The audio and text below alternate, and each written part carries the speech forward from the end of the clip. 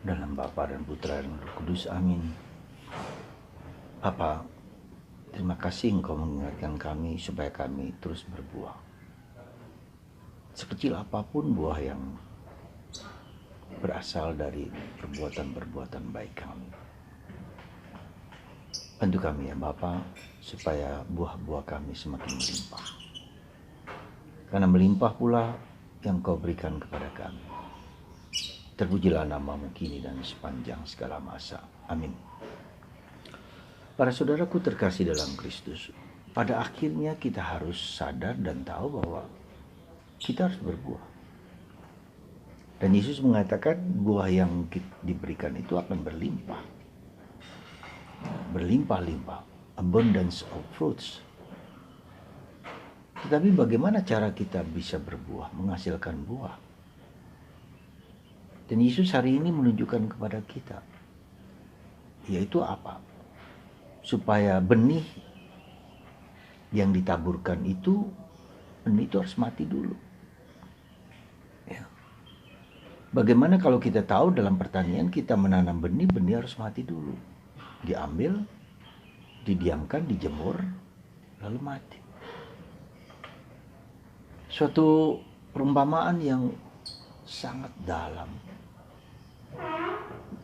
di mana Yesus melihat suatu kebiasaan para petani ketika menanam dilihat dan harus mati. Apa benih itu? Benih itu apa dalam hidup kita? Yaitu ego kita. Kecenderungan kita untuk memuaskan, memenuhi nafsu-nafsu, keinginan ego untuk pribadi kita, untuk kesenangan, kenikmatan. Ya. Kita bisa melihat di dunia medsos orang dianggap sebagai sultan, sebagai orang kaya, orang hebat, punya mobil banyak sekali, sepeda motor banyak sekali. Ya.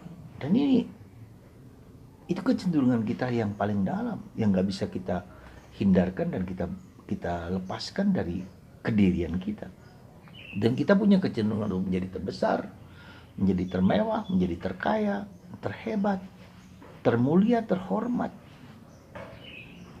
Dan itulah yang kecenderungan kita ketika kita dalam kekuasaan atau dalam kekayaan, untuk memuaskan apa yang menjadi keinginan-keinginan pribadi kita.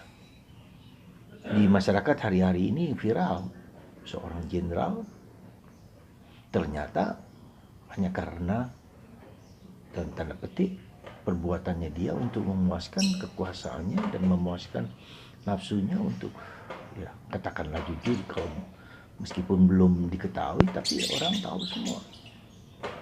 Ya. Seperti halnya ketika Daud juga dengan kekayaannya, dengan kekuasaannya, ya, kemudian mengambil Bathsheba dengan cara yang juga hampir mirip, mematikan suaminya Uria. Nah, jadi kita semua, jadi apa yang harus kita renungkan? Karena kecenderungan kita untuk memuaskan apa yang membuat kita senang, bahagia, terpenuhi semua kebutuhan-kebutuhan kita. Itu kecenderungan itu yang harus kita pegang.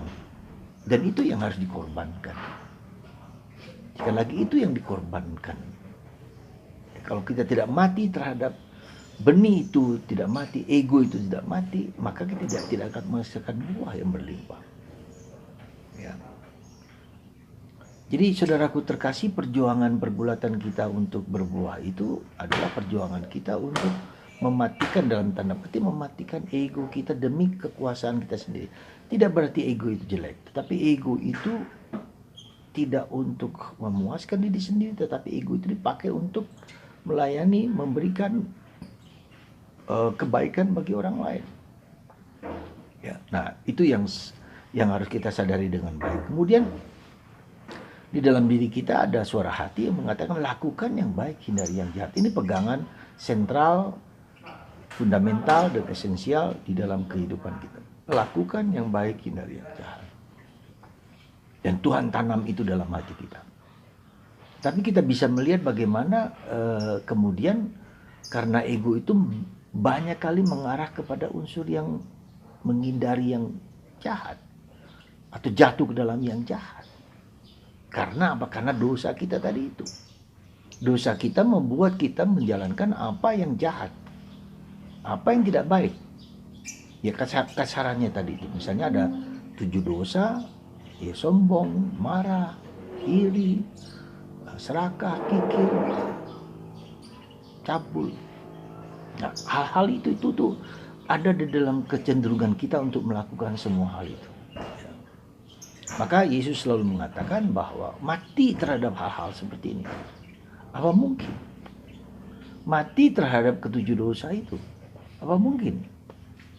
Disitulah kita melihat Roh Kudus diberikan oleh Yesus, diberikan oleh Allah kepada kita. Ketika Yesus sampai kepada Bapa, Tuhan Bapa memberikan kepada kita roh penolong, roh penghibur. Itulah Roh Kudus. Ya. Dengan kemampuan dan daya-daya kemanusiaan kita tidak mampu dan tidak bisa, tidak dapat. Ya. Untuk mengatasi dorongan-dorongan esensial hakikat di dalam diri kita. Maka saudaraku terkasih, kita melihat di situ adalah kerendahan hati, ya, kerendahan hati kita semua untuk bisa melepaskan ego kita dan memfokuskan hidup kita kepada kehendak Tuhan. Karena itu yang membuat kita bahagia, itu yang membuat kita damai, itu yang membuat kita tenang, dan kita bisa melihat apa yang terjadi dengan viral akhir-akhir ini. Keluarganya hancur lebur, ada orang yang dikorbankan, ya, dan teman-temannya yang lain juga dikorbankan. Yang mungkin hanya ikut-ikutan saja untuk sebagai bawahan. Kita lihat jelas viral di mata kita bagaimana dosa itu mencengkeram orang dan mempengaruhi banyak orang. Ya. Semoga kita semua sekali lagi mati terhadap dosa, mati terhadap ego, mati terhadap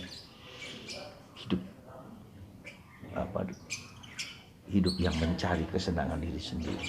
Semoga kita mampu memasuki apa yang harus kita singkirkan dalam diri kita. Ketujuh dosa itu kita matikan, dan bukanlah kamu. Kita mohon Roh Kudus, kita berjuang jatuh dan bangun, supaya kita tahu bahwa dosa itu mencengkeram banyak orang dan menimbulkan huru hara yang besar hanya karena perbuatannya. Lalu dia menghancurkan orang lain dengan kekuasaan dan mengerikan dan brutal.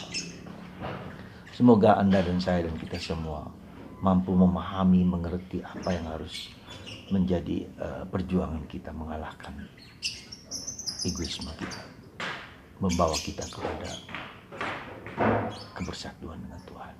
Tuhan memberkati Anda semua, sehingga Anda mendapat pencerahan dari Tuhan bagi kita semua. Tuhan berkati Anda semua dalam nama Bapa dan Putra dan Roh Kudus. Amin.